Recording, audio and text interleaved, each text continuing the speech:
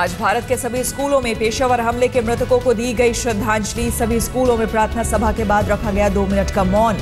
PM Modi का था निर्देश।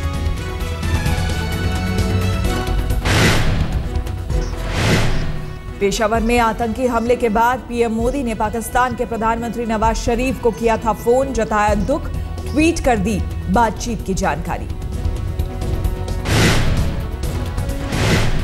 प्रधानमंत्री मोदी ने कहा, आतंक विरोधी जंग में हम पाकिस्तान के साथ हर संभव मदद का किया वादा।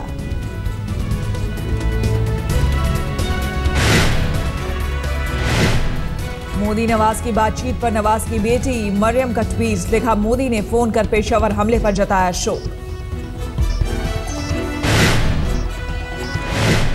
नोबेल शांति पुरस्कार विजेता मलाला यूसुफजई ने पेशावर हमले की निंदा की, पाकिस्तान के लिए दिल दहला देने वाली वारदात करार दिया।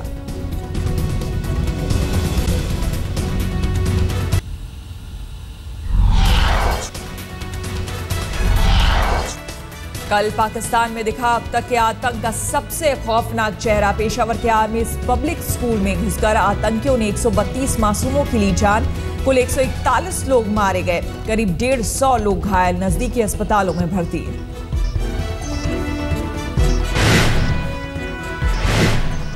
सात आतंकियों ने स्कूल पर बोला था धावा। जवाबी कार्रवाई में सभी आतंकी ढेर। तहरीके तालिबान ने ली हमले की जिम्मेदारी। हमले के दौरान एक फिदायीन हमलावर ने खुद को स्कूल के अंदर उड़ाया।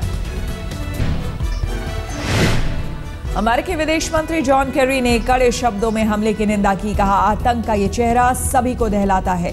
दुख की घड़ी में अमेरिका पूरी तरह से पाकिस्तान के साथ है। पेशावर में आतंकी हमले के विरोध में लोगों ने निकाला कैंडल मार्च। सुपुर्दे खाक हुए लोगों की रूह शांति के लिए मांगी दुआ।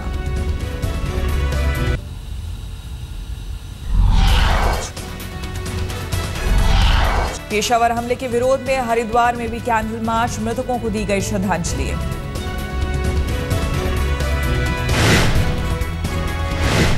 वडोदरा में भी उठी पेशावर हमले के विरोध की आवाज, स्कूली बच्चों ने किया विरोध।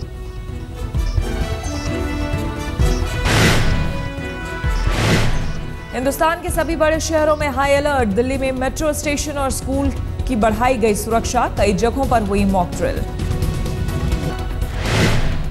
राजनाथ ने कहा, साइबर स्पेस पर निगरानी बढ़ाने की जरूरत है, साथ ही दिया भरोसा, शक के बिना पर किसी निर्दोष पर नहीं होगी कार्रवाई।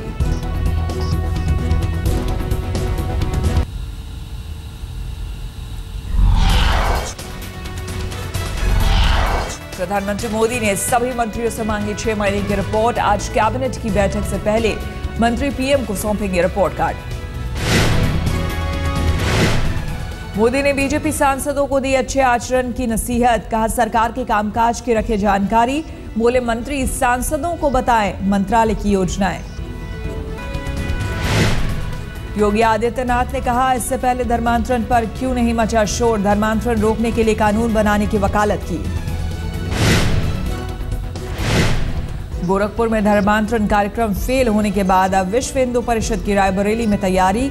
31 जनवरी 2015 तक 100 भटके परिवारों की घर वापसी का कार्यक्रम।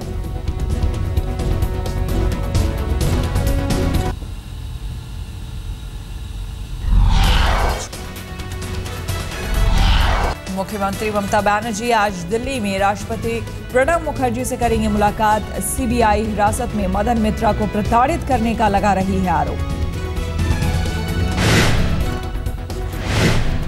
छत्तीसगढ़ विधानसभा में फिर उठा अस्पताल में 16 बच्चों की मौत का मुद्दा। रमन सरकार पर लगा लीपापोती का आरोप।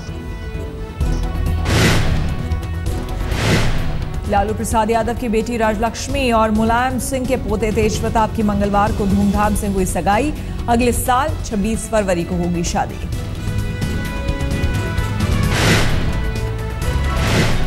दिल्ली में महिला सुरक्षा पर जागी मोदी सरकार। आरके पुरम में लगे कई सीसीटीवी। केंद्रीय मंत्री वेंकैया नायडू ने किया उद्घाटन। महिला सुरक्षा के लिए दिल्ली बीजेपी ने भी शुरू की मुहिम। राहगीरों से मांगा सुरक्षा सुझाव।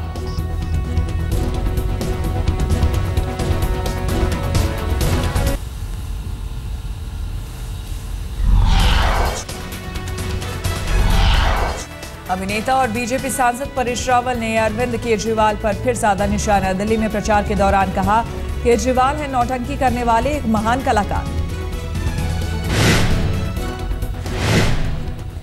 दिल्ली में प्रचार के दौरान केजरीवाल ने फिर मोदी सरकार को यू टर्न सरकार करार दिया। ख्वाजा हजरत निजामुद्दीन की दरगाह पर भी पहुंचे केजरीवाल। दिल्ली चुनाव के लिए कांग्रेस चुनाव समिति की हुई बैठक। पूर्व मुख्यमंत्री शीला दीक्षित भी पहुंची। हफ्ते भर में हो सकती है 24 उम्मीदवारों की घोषणा। झारखंड में आखिरी दौर के चुनाव प्रचार के लिए पहुंची बीजेपी सांसद हेमा मालिनी। साहिबगंज में हेमा ने की रैली।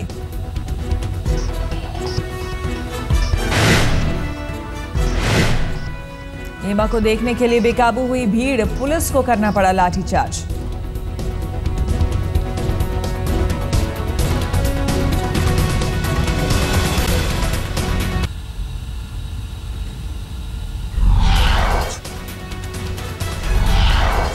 महाराष्ट्र में सिंचाई घोटाले में जुड़ी खत्री ग्रुप की FA इंफ्रास्ट्रक्चर लिमिटेड कंपनी में पड़ा छापा। पुलिस और RTO ने की रेड। आम आदमी पार्टी के नेता अंजलि दमानिया ने कहा, पुलिस को इमारत की बेसमेंट में कई महंगी विदेशी कारें छुपाकर रखे जाने की दी थी जानकारी। कार्रवाई में देरी से कारों को किया गया शिफ्ट। दमानिया के मुताबिक बेसमेंट में की गई थी रेड में पुलिस को मिली एक Rolls Royce car. Khatri group का एक कर्मचारी डिसिल्वा हिरासत में। एनसीपी नेता जितेंद्र अवाड को विधानसभा से सस्पेंड करने के बाद निलंबन वापस लिया। अवाड ने सदन में अपशब्दों का किया था इस्तेमाल।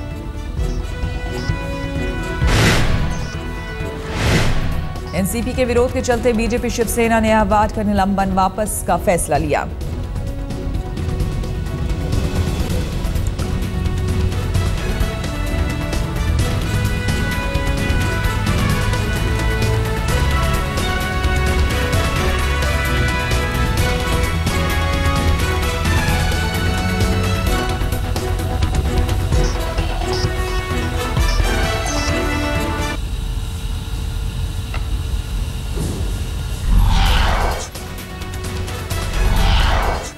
देवेंद्र फडणवीस ने एक बार फिर किया दावा, कोई भी ताकत मुंबई को महाराष्ट्र से नहीं कर सकती अलग। फडणवीस पर मुंबई के विकास के लिए प्रधानमंत्री मोदी की अध्यक्षता में उच्च स्तरीय कमेटी बनाने और मुंबई के लिए अलग CEO लाने का लग रहा है आरोप।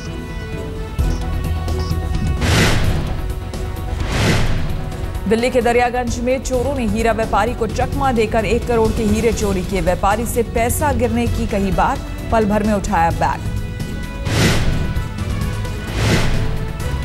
दिल्ली के पटेल नगर में थाने से कुछ ही दूरी पर बदमाशों ने एक युवक को 2 बार लूटा। पहले छीनी सोने की चेन, कुछ देर बाद मोबाइल और पर्स भी ले उड़े। बदमाशों ने दूसरी वारदात उस वक्त अंजाम दी जब युवक एक CCTV में पहली वारदात की तस्वीरें देख रहा था। यूपी के बिजनौर में घर में जल रहे रूम हीटर से लगी आग, 3 लोगों की मौत। हीटर के करीब टंगे कपड़ों से हुआ हादसा।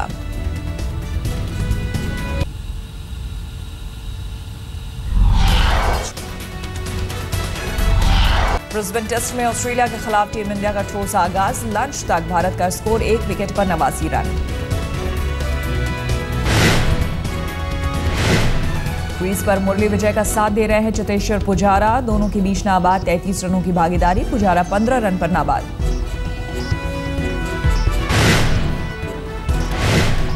ऑस्ट्रेलिया के खिलाफ जारी है मुरली विजय का शानदार प्रदर्शन। लंच पर 46 रन बनाकर नाबाद हैं विजय। पारी में जमाए 6 चौके।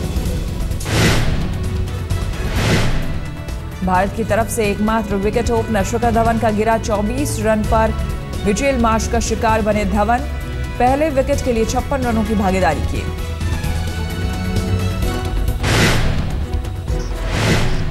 ऑस्ट्रेलिया की तरफ से टेस्ट में 12 साल बाद उतरी 2 भाइयों की जोड़ी। टीम में एक साथ खेल रहे हैं शॉन और मिचेल मार्श। इससे पहले वो बंधुओं ने 2002 में एक साथ खेला था आखिरी टेस्ट।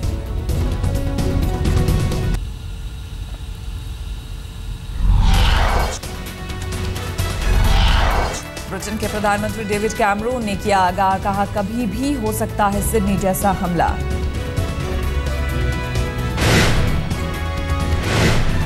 हैती में सड़कों पर उतरे सरकार विरोधी प्रदर्शनकारी, पुलिस ने प्रदर्शनकारियों पर दागी रबर की गोलियां, छोड़े आंसू गैस के गोले।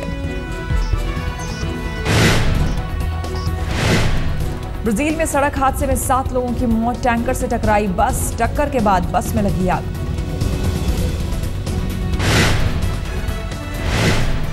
चीन के नायलम काउंटी में बरसी सफेद आफत, 24 घंटे की बर्फबारी पर सड़कों पर जमा बर्फ, रास्ते साफ करने के लिए सड़कों पर उतरे बुलडोजर।